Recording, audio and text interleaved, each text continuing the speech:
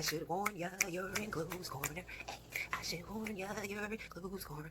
Ow. Superman no liar, but Clark Kent is, cause he wear corporate attire and denying his gift. This is just a component of the ego mischief. Been known to keep you grounded, won't allow you to lift. Like Lex Luthor, block your flight, break out the kryptonite. Even when you know you right, ego question your insight into...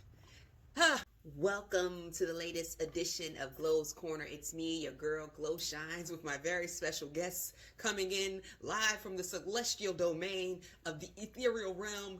It is the sun that is shining on me so brightly. I just can't. I can't even be mad about it. It is a little aggressive, but you know what? I'm not mad. Did you get your superpowers is the question. Because the sun is clearly providing me with some much needed vitamin D boost, superhero shiro strength. But did you get yours? Can you fly? Can you shoot laser beams out of your eye? Do you astral project? What happened? What happened to you? I know everybody was checking their hands at 12 o'clock like, hey, what's happening? Nothing. Something's happening. It's been happening, and it will continue to happen. So don't doubt that. First thing first. Second thing second. I love to have lists with really nothing to go behind it, but we are still in or approaching the age of Aquarius, which is really related to celestial events. It's related to the cosmic calendar. And if you know anything about the world and the calendar and cycles, everything happens cyclically. And you know, we're going through a cycle in which there is this shift from the hard, solid, foundational things into a movement of air, light, ethereal things, spirituality, artistic creativity, the divine feminine ultimately. As I but really that. And in that realm and in that shift, people are, you can see it in droves, myself included. People are really moving and jumping out of this typical idea of what it means to have a profession, to work, to make income. They're stepping away from that 9 to 5 mentality, and it's almost getting demonized to have a 9 to 5. So people are stepping away from that 9 to 5 mentality. They're looking for other endeavors and streams of income. And one of my homegirls put me on. She's like, you should do the stock market. And it's something I always thought about doing. So I bought a few stocks, and it was cool. It was fun. It was nice to watch my money like move and grow. It was scary to see it shrink, but it still was doing more than what it was doing in a regular savings account. So I sort of was getting into it. I was just doing some very basic preliminary research, just to learn into my level of comfort. So I usually would just go online or maybe consult with people, and I would be like, okay, this is stock that's supposed to go up. I'm gonna buy that stock. So I bought a stock, you know what I'm saying? And it was doing some movement. And then I actually researched it after I bought it. And I realized that the stock was like related to a company or industry that I would never affiliate with.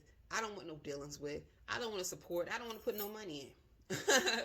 And, you know, it just brought me to this place because I know that we are all right now on the paper chase, and we're all trying to get to the bag. The proverbial and real and the literal bag.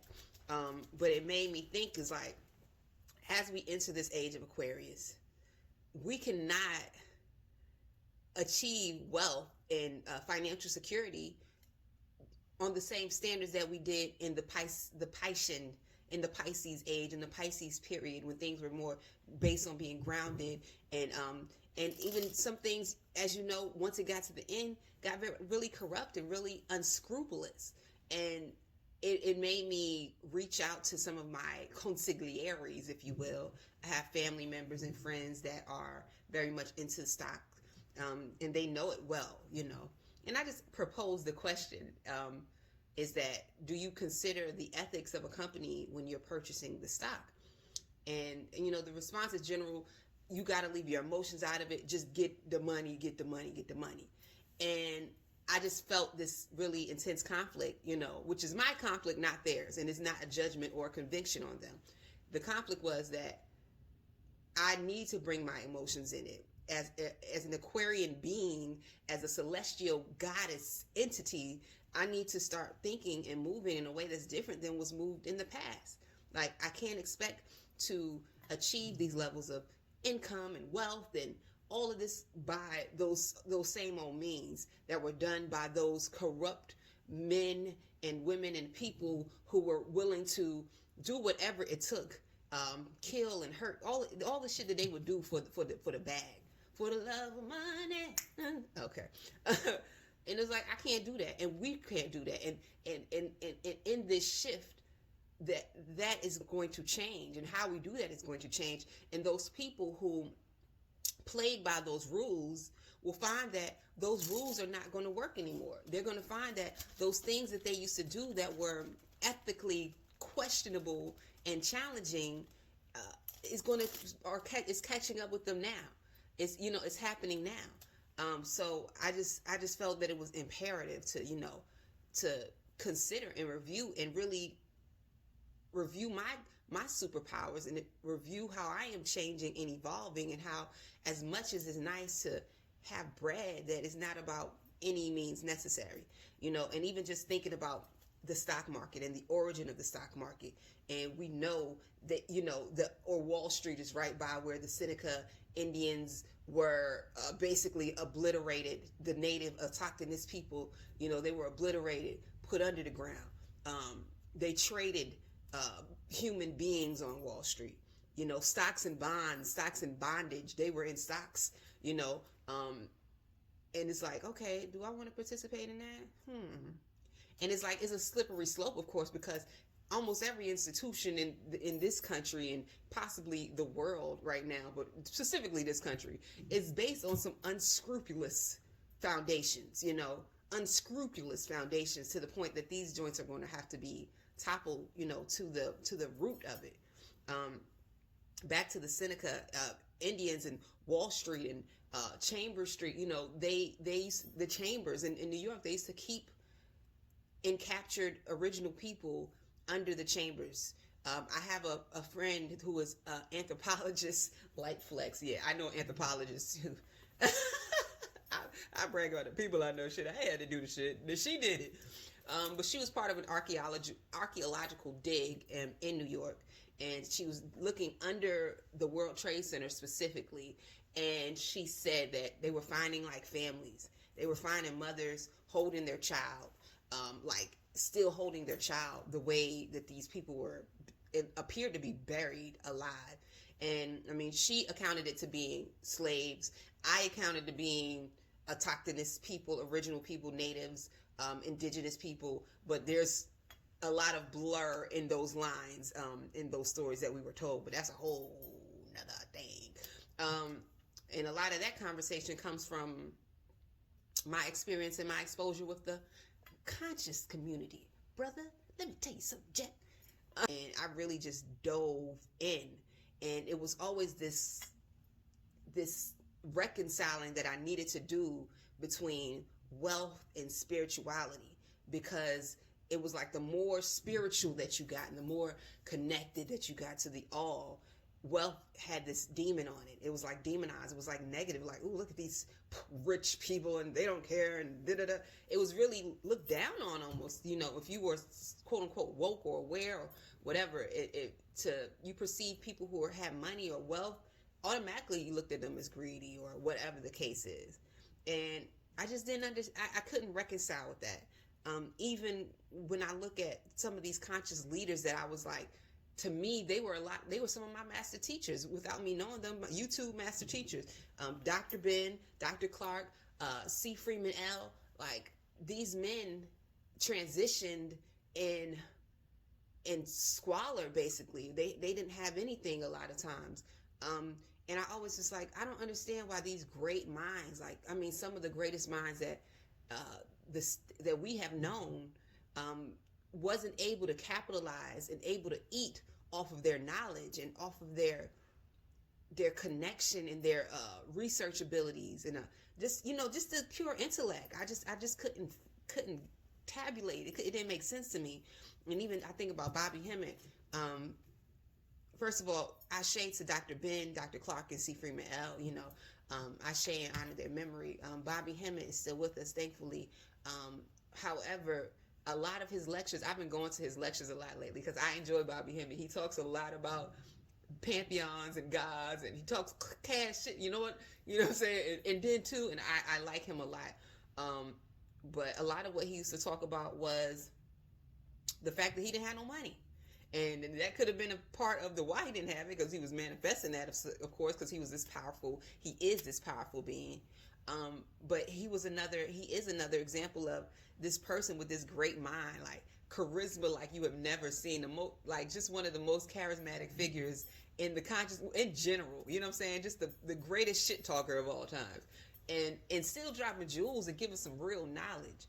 And I would just wonder why the bread wasn't there. The bag didn't come with the knowledge. I guess knowledge don't equate to the bag, you know? And I guess all of these pieces sort of come together when I'm thinking about ethics, you know, getting to the coin, getting that coin, and knowledge and spirituality, and how these things can be woven together.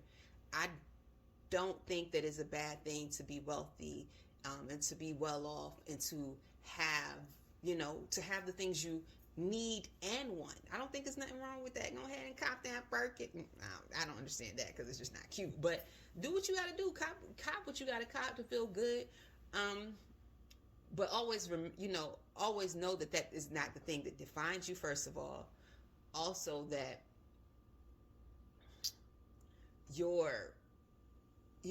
the wealth that you have can be a fleeting thing. It can come and it can go. So are you established and fortified and standing on a solid ground and square of self without that thing, if you don't have it? I always think about this book. I always talk about it. It's one of my favorite books. It's called Siddhartha. It was an audiobook that I read. Yeah, right. And he started off as this deeply spiritual man. He was like a samadhi. So if I'm saying that right, he roamed the forests and just did spiritual practices and meditated and begged for money. And then he met a woman, of course. They always got to put on a woman. He was like, you know what? I don't want to be a monk no more. I'm trying to get with this shorty. What's good? And she was like, if you want to get with me, you need to wear perfume and get your hair right and have fly gear and home and money. And he was like, word, I'm going to get to this money. I'm going to get to this bag. So he went, got to the money. He got with a solicitor. He ended up becoming a very wealthy man, getting the girl, and then one day just feeling like, this ain't it. This ain't enough. I'm not feeling satisfied within myself. Like, I have been the poor man. I have been the rich man. Now I want to be the happy man. You know what I'm saying? And that is the thing. Because it's like, if you poor and you miserable and you think money gonna fix it, you going to be sadly mistaken when you get money and you're still miserable because you still have your poor mentality. And if you're rich and you think you can throw money at everything, and then you see some poor people just having a good old time, like, why are they so happy they don't have a Bentley? That's also another lesson. It's like, sometimes I had some of my greatest times living in the projects, and then I've been in places that were lavish, and I could feel the tension and the angst and the energy. So it's really, the wealth is in your mentality, is in the way you perceive and see and experience. Like, wealth can be, just your everyday life, just the gratitude that I feel when the sun is beaming. You know what I'm saying? That is wealth. To go and look at these flowers and see a child make a joke, or to write a song or a poem. That's cool. Even to put on some fly threads. And that requires bread to eat a good meal. That's wealth, and it's defined in various ways. But just make sure that your wealth and your spirituality and your ethics have this balance, and that you are not compromising those things for that thing. And that also means that you can have the wealth and the spirituality and you can have it all, darling. You can have it all. That's all I gotta say. Make sure that you check me out. Make sure that you check out, I am now a certified yoga teacher. So check that out, shorty. My music you can find on all streaming platforms. And I got a new venture coming up with Black Pearl Marketplace. It is coming soon. So make sure that you check that out as well. Thank you so much for this edition and joining me on this edition of Glow's Corner. Glow shines out. I should warn ya, you're in Glow's Corner. I should warn ya, you're in Glow's Corner. Ow.